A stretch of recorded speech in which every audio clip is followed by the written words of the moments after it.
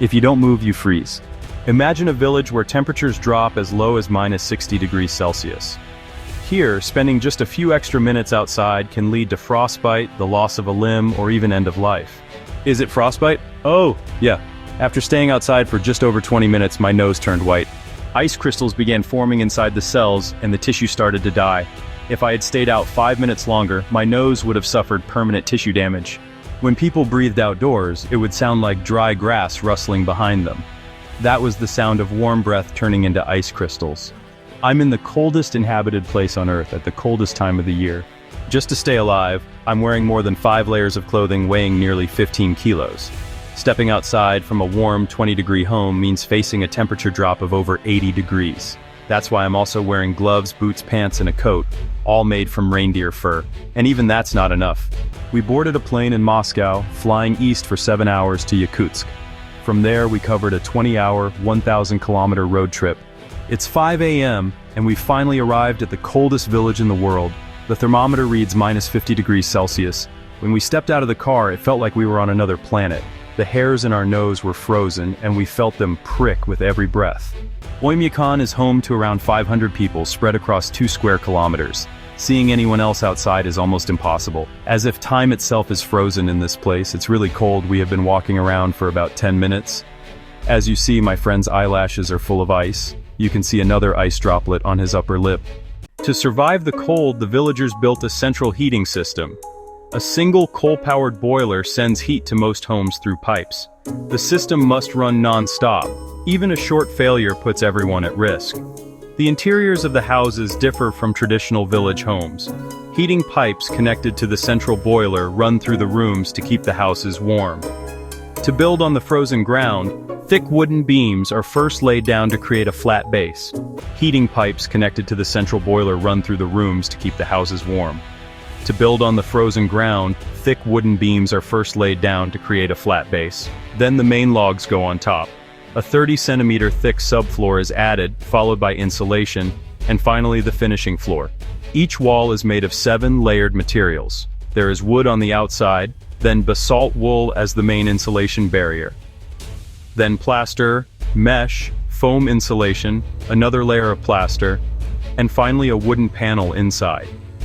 The windows are triple glazed, forming a vital barrier against the bone-chilling temperatures, and the attic is insulated with sawdust and soil.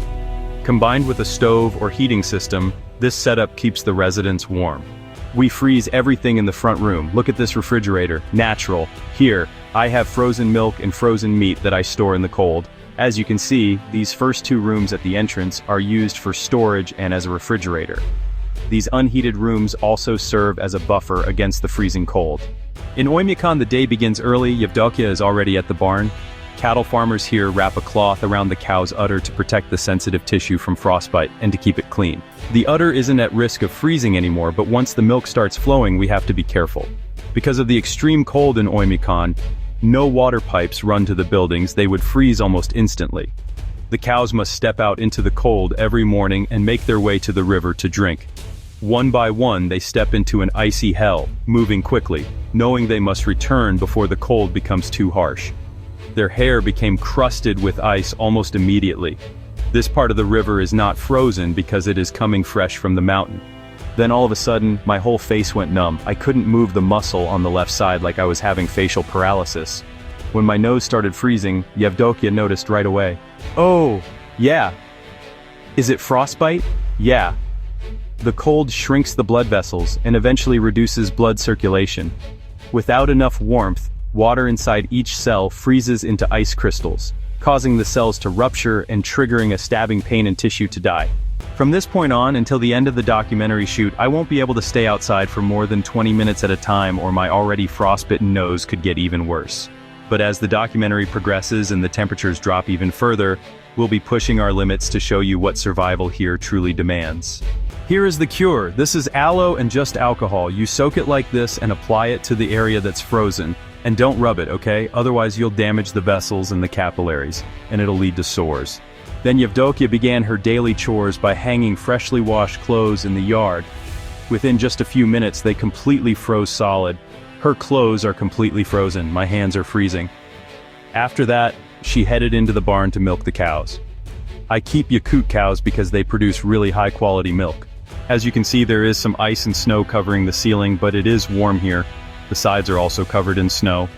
You can see some droplets from the ceiling. That is because of the humidity. The air is thick with the smell of hay, warm milk, and livestock. Now we're going to meet a horse master. We're about to see the wild Yakutian horses in their natural habitat.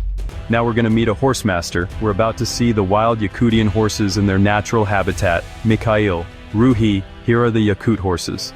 These Yakutian horses don't need heated shelters as they can endure minus 60 degrees Celsius outdoors day and night. Unlike regular horses, they are short. This also helps them to stay outside during winter because a short body means it can radiate heat to a smaller area.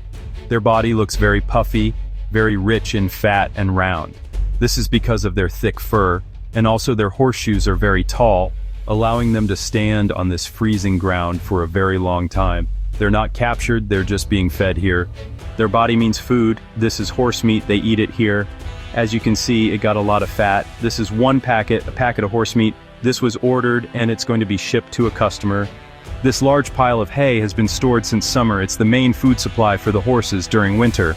Mikhail offered us a taste of his horse's meat and liver, which is only eaten raw and frozen in this region. Raw horse meat, it's full of vitamins and good stuff. Since we don't have fruit or vegetables here, we get our vitamins from meat. It tastes like ice. I can't feel the taste of it because it is frozen. This is the liver. In Oymyakon, daylight lasts only about 4.5 hours in January. It's 2 p.m. now. As darkness falls, we're calling it a day. Before cars, animals like horses, cattle, and of course reindeer were used for transportation. Reindeers are very important in this region, not just for transportation but also for its meat, skin, and milk. About half a kilometer beyond the village center, frozen forests of Oymyakon begin. In this village, most people herd animals for a living. But for those like Ivan, hunting becomes the main source of income. I am a man of the forest. These lands are my hunting grounds, and here is my tent, my home. He's making fire now. We need this fire because it is too cold here. We must walk on the paths.